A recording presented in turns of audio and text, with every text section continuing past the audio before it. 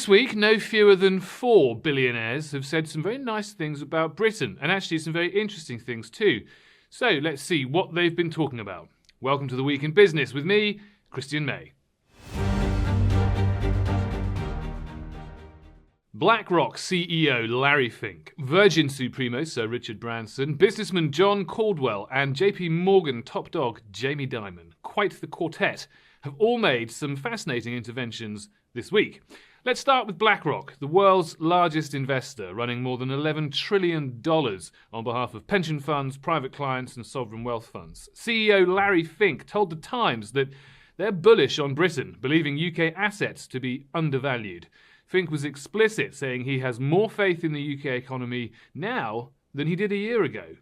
He went on to sing the government's praises, rowing in behind Labour's long-term growth agenda. And of course, long-term is the key phrase here. When you're deploying hundreds of billions of pounds into UK investments, you're not looking to cash out just because the FTSE hits a new high.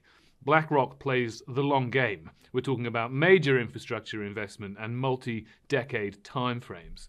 You could argue that Fink is putting his money where my mouth is, in the sense that regular viewers will know that I'm fully supportive of the government's long-term agenda on infrastructure, housing, planning reform, nuclear energy, new runways, a veritable shopping list for the likes of BlackRock.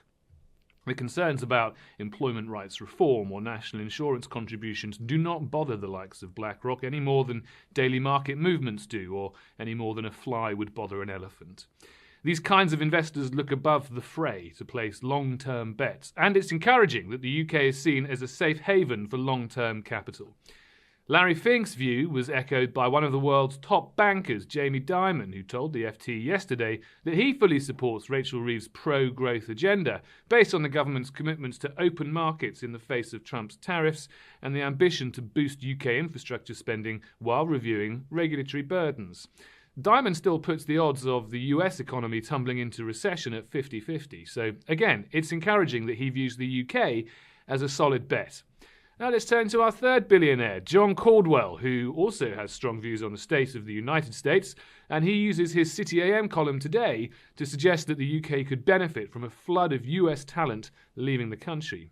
Indeed, he says that we should roll out the red carpet for the scientists, academics, medical researchers and highly skilled individuals either quitting or being fired from US institutions as the Trump administration asserts itself.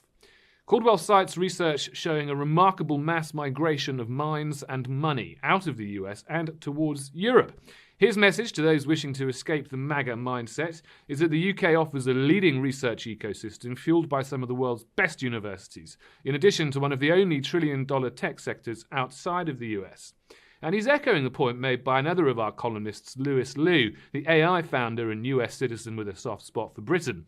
Lewis wrote a few weeks ago that as much as it pains him to advocate it, the UK should be aggressively going after US talent in science, academia, the law, tech, luring them to the UK with the promise of stability. And our fourth billionaire, Sir Richard Branson, made the same point this week when he was in London opening a new Virgin hotel in Shoreditch. And he told the BBC that the UK is one of the few countries in the world that is stable and that Trump's unpredictability has caused huge damage to the US. He said the UK remains a fantastic place to start a business, even if he did nod to record high taxes.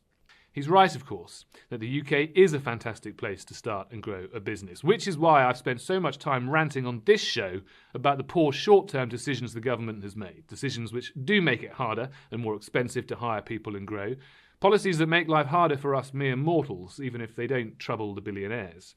But if we allow ourselves to think like a billionaire investor, to look beyond the noise, the disruption and the mistakes of the here and now, then yes, the future is bright. And yes, it's nice to hear these 4 billionaires say so. That's it from me this week. Stay up to date and in the know with the City AM app and on cityam.com, and I'll see you next week.